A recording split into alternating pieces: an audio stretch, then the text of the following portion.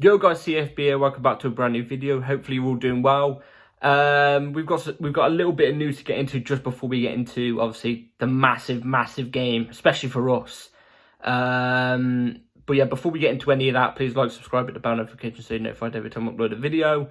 Also, first link in the description is my second channel, so go and give that a check out. And yeah, so like I told you yesterday at the end of the video, there was a meeting, or the owners went down to the Chelsea dressing room. So it looks like talks with the players. We have more news on that, and you could say it's quite explosive. So let go. So Todd Boehly addressed the squad in the dressing room after the Brighton game, and is understood to have told the players the current situation is embarrassing. And I can't disagree. I legit can't disagree. Chelsea fans, if any of us don't find the situation that we're in right now embarrassing, even if it's expected, you don't think it's embarrassing? What is going on? What is going on up there, man? What is going on? Also, we have a bit more news from Todd Boehly. This one's again from Matt Law. So Todd Boehly told the players that Real Madrid was the chance to keep the season alive and to give the Chelsea fans something to be proud about. Now, again, is he lying? Is he lying? This game against Madrid is huge for us. We're looking like we're not going to get Europe next season. We aren't going to get Europe next season, and maybe that could be a blessing in disguise for Chelsea. We played probably the most games out of every team in Europe. I think the last 2 seasons we generally have. We picked up the most injuries from it and stuff like that as well. Maybe Europe not being there and we could just focus on the league could be a bit better for us, going forward. But if we want Europe next season, our only way to do it is to go all the way. To go all the way to the final in Istanbul, I think it's Istanbul, and win it again. Against all odds. Will it happen? I don't know. We have to get to that later on. Also, this has also been said, and this is probably the biggest one out the news from the whole dressing room thing. So, one insider said that the whole thing, owners in the Chelsea dressing room, was weird. It is understood that one senior player signed for a large fee in the past 12 months was singled out for heavy criticism. That player, whose identity should not be disclosed, is believed to be disillusioned with the situation and cut a disgruntled figure in training. I don't get that bit. So basically what it's saying is that player has only been here since summer.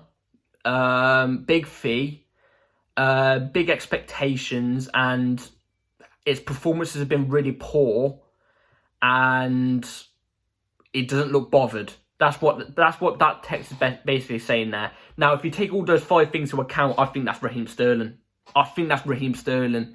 Especially after the Brighton game. If it wasn't after the Brighton game, it was the game before, I would have probably said maybe it's between Sterling and Koulibaly, maybe. But I think it's Sterling. I mean, literally looks like he's putting no effort in at all. He definitely needs to up his game, because at the moment he's on my selling list. He's on my selling list, But yeah, a lot of people I'm seeing all over Twitter going, "Oh, does Todd Boehly going into the dressing room? It's stupid. Why is he doing that? Oh, blah this, blah that." But let me just put this up on the screen right here, right now. Roman Abramovich emerges after Chelsea dressing room inquest. Let's just keep it toe-to-toe here. Nobody, cried about it and stuff like that when Roman Abramovich did it. So why do we have to do it with Todd Boehly? Because our form's not good. Alright, okay. I'm just saying here, we got to keep it level here. A lot of people praise Roman for it, but them exact same people are negatively putting Todd Boehly on blast now. I think Todd Boehly going down to the dressing room and having a word with the players and getting, frankly, quite pissed off about him, I think it shows that he cares. I think Frank Lampard said it perfectly in the press conference. It's showing that he cares. You know, it's more regular nowadays in football. You know, I don't think it's anything bad. You know, Roman Abramovich did it on a couple of occasions. The only thing I would say there's a difference between that I don't like about Todd Bowley is he comes out and he speaks more often, like the 3-0 thing, you know what I mean? Like, maybe he shouldn't have said that. He shouldn't have said that. And Roman Abramovich wouldn't have done that.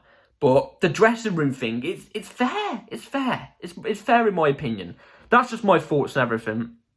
And if it is Sterling that is the guy getting singled out, I generally think he might be put on a transfer list.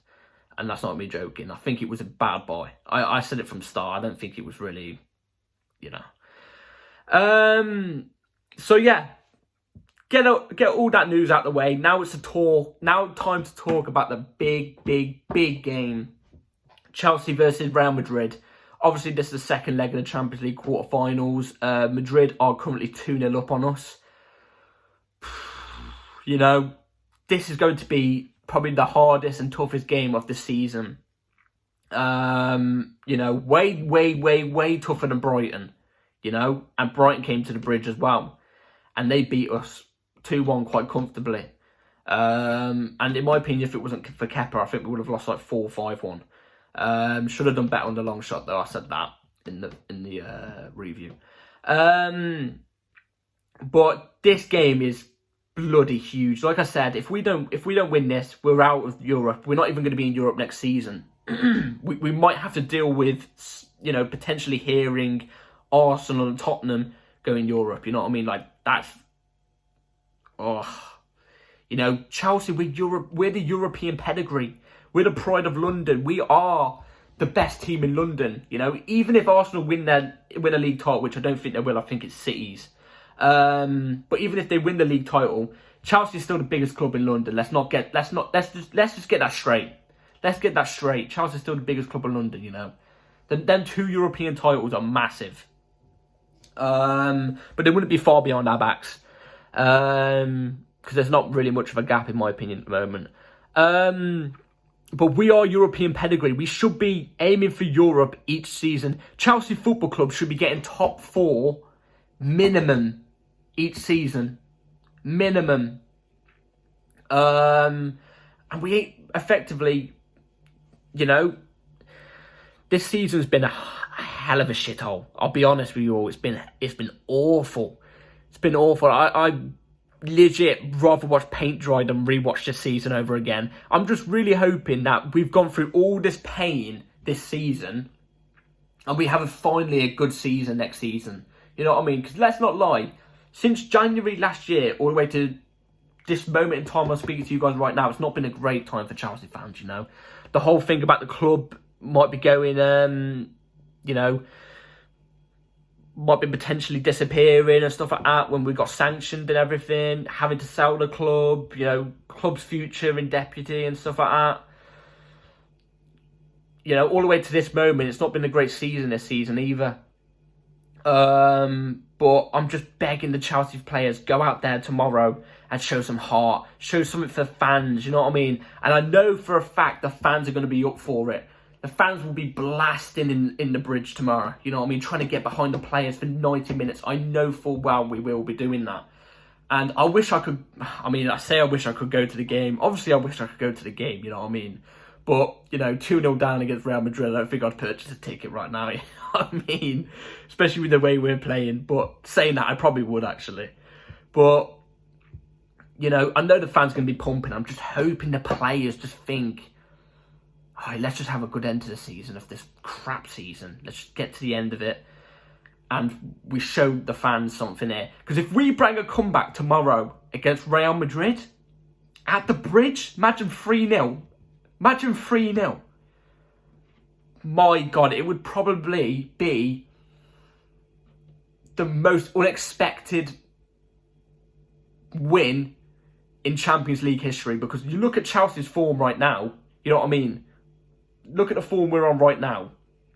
And we just lost 2-0 to Real Madrid at their backyard. You know, who even is thinking we're going to win this? Let's be real. Who's thinking we're going to win this? So, yeah, Chelsea, usually when we're the underdogs, we turn up. You know, you look at 2012 Champions League, we were 4-1, no, I think 3-1 down to Napoli. We lost 3-1 to them in the first leg, in the quarterfinals. And then the second leg, we took Napoli back to Stamford Bridge and we beat them 4-1. Who thought that was going to happen? You know, that exact same season, that exact same year, obviously the year we won the Champions League, I've got the photo right there. You know, we went to Bayern Munich's backyard for the final. Let's not talk about the Barcelona game as well. The Barcelona game was unexpected. You know, prime Messi, prime Barcelona, we still beat them. And then we went to Bayern Munich's backyard in the final. Everybody was there like, you haven't even got JT. You haven't got all these players, you know. Most of your players are injured. You're having to play Bazinga at centre-back and stuff like that, you know. And we still went to Bayern Munich, backyard, in the final against Munich. Even when we went 1-0 down in like the 80th minute, I think it was, and Drogba scored that header. Who thought? Who thought Chelsea were going to win the penalties? Who thought? Nobody thought we was going to win the 2021 Champions League and beat City, did they? You know? So this football club is capable of upsets, especially when we're the serious underdogs. We're capable of doing it. I'm just hoping the players turn up for it tomorrow. I'm just hoping. So yeah, without further ado, I've talked for long enough. Let me show you guys the lineup I'd go with for tomorrow. So the lineup I'd go with for tomorrow, obviously we're going with the 3-4-3. Don't do the 3-5-2. Go with the 3-4-3. It's got to be Kepa in goal. It's got to be, in my opinion, it's got to be Trevor at left centre-back, Silva at centre-back, and Wesley Fofana at right centre-back. Now, I don't want to see Chelsea go to a back four. And I do not want to see Cucurella at left centre-back against Real Madrid. I really don't. You know, like I said, Koulibaly's injured. He's our usual left centre-back in the Champions League this season. And Ben Chilwell is suspended. And he's our usual left wing back. And they're not here. So personally, I would go with Trevor at left centre-back. I think he could do a good job at left centre-back. I've never seen him play there, though. That's the downside part of it. But I don't think Wes can do left centre-back. I'm not sure. And you'd rather Silva in the middle of those two. You know what I mean? You'd rather Silva in the middle of those two. So I'm praying. Also, I heard Wesley Fofana's words after the Brighton game about, like, he loves the club and everything. And it's a shame that we're in this situation. He's looking to fix it. He's going to give 100% because it's his dream club and stuff like that. I know Wesley Fofana isn't one of these players who are doing crap and letting the club down. He's not one of these players. He's actually one of the players that are up there, in my opinion. He's up there. So, yeah, that would be my back three. I think that's the strongest back three we could possibly go for tomorrow. Possibly go for. And then the four in the midfield. Now, at left wing back, you're probably going to look at me and go, what the hell are you doing? But just hear me out. So left wing back, Loftus-Cheek. Centre mids of Enzo Fernandez and Kante, right wing back of Reece James. Yes, I put Loftus-Cheek left wing back. The reason why I've done that is because I just feel like Cucurella, if he's at left wing back tomorrow, I feel like he's going to get cooked. He's going to get cooked. And I don't want to see Pulisic at left wing back either. Like I said, Chilwell's out with a suspension for this game. So, and I've never seen Loftus-Cheek play left wing back as well. So that whole left-hand side defensively, you could probably say is quite dodgy actually. But I just really don't want to see us go to a 4. And I really don't want to see Cucurella at left wing back or left centre back, I'll be honest. So that's why I've got Loftus-Cheek there. I'm hoping he could do a good job. Physically, he could do a good job, I think. Enzo and Kante, no discussions really, you know. Enzo got a break for about 25-30 minutes. He got took off for 25-30 minutes, so he will start. Kante got a whole break, so he will start tomorrow. And Reece James, right wing back, I'm hoping he's on it tomorrow. You can tell he's not on it at the moment. You can tell he's still holding back because of that recent injury. You can tell. But even when he's like this, he's still one of our best players. He's still one of our best players, one of our most important players. And I'm really, really hoping he's on it tomorrow, man. Because on it, Reece James can pocket anybody. We've seen it before. He can do it against anybody. And then moving on to the forward line. Starting off on the left wing, you go Mudryk. Right wing, Felix. Up front, Havertz. Now, a lot of people are probably going to look at this and go, how is Felix and Havertz getting in? Havertz has been poor for the last couple of games, even though he was dropped last game. And Felix has been poor for the last couple of games. Now, With Felix, I would put Mount there. But I don't know what his fitness levels are like. You know what I mean? I don't know if he's fully fit enough yet or anything. So that's why I've got to put Felix there. But I wouldn't be against Mason Mount starting tomorrow. I generally wouldn't be against Mason Mount starting tomorrow. I would like to see what he's got. But more likely probably off the bench. And then Havertz up front because we just haven't got anybody else. We just haven't got anybody else. So Havertz has to go up front. And in my opinion, the one player in this whole 11 at the moment, maybe bar Enzo Fernandez, Kante and Silva, is a stone-on starter for this game. And that's Mykhailo Mudryk. It has to be. He played a brilliant game against Brighton. You know, the whole team, you know, with the service he got, he didn't really have amazing service against Brighton. But every time he did get service, he'd be running at players, you know. At times, he got shoved off the ball a little bit, but that's going to happen, you know what I mean? Especially when you're tracking back defensively. But Mudryk was amazing against Brighton. The only player that showed any sort of fight, to be fair, I'll be honest. And I think against Real Madrid tomorrow, I think on a Champions League night, you know, he didn't play against Real Madrid last time. I can't believe he didn't play against Real Madrid in the first leg. But, you know, when he played against Real Madrid for Shakhtar, when he was at Shakhtar this season, he played that good. The whole of the Bernabeu gave him a round of applause. The whole of the Bernabeu, when he came off, gave him a round of applause. You know what I mean? He did really well against Real Madrid. And I feel like after a really good game against Brighton, bagging an assist as well, nearly getting a goal with that long shot. I feel like against Real Madrid, where last time, you know, he had a really, really good game against Real Madrid last time. Not for us, obviously, for Shakhtar. You know, I think Mudryk will be up for this.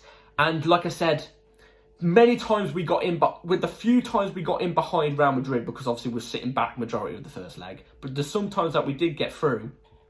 You know, we had Felix or Sterling running off it, and they're not the quickest. You know, Sterling's not the quickest anymore.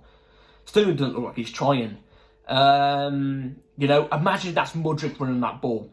You know, that one chance Felix got when he got caught up by Militao, I think it is.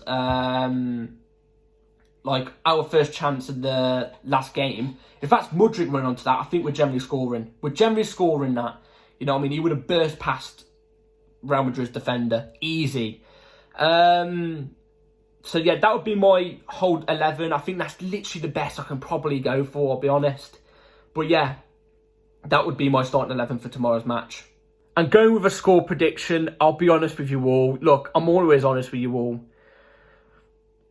You know, it would be amazing if we brought a comeback. It really would. And it would be probably one of the most electrifying nights in Stamford Bridge history, I think, if we bring a comeback against Real Madrid because of the performances we've been on. But I gotta be honest, I think Real Madrid are beating us 2-0. I think Real Madrid will beat us. Yeah, I think Real Madrid will beat us 2-0. I think it'll be 4-0 on aggregate. And I think Chelsea will go crashing out the Champions League, unfortunately. But I'm hoping the players prove me wrong. I really, really am. Because, like I said, it would be amazing if we did. Absolutely amazing. But we don't score goals at the moment, and we ain't playing well at the moment. And I just see Real Madrid getting goals against us and us getting none against them. So, yeah. By the way, guys, there might be a live stream, a live watch-along again tomorrow. There might be. So, turn your notification bells on for that, just in case. Also, also in the link in the description down below is my Twitter. I'll be tweeting out when I'm live on there as well, just in case I am live. So go and follow that and be ready for that. If I am live, it will be 15 minutes before kickoff. So 15 minutes before kickoff, you know, check. If I am live, it's not 100%, but I might be. So, yeah, that's it for today's video, guys. Hopefully you've all enjoyed. Please like, subscribe, and, yeah, I'm just praying. I'm going to sit here before the game. I'm going to pray for about an hour in front of that Champions League photo I am. Come on, Chelsea. Please.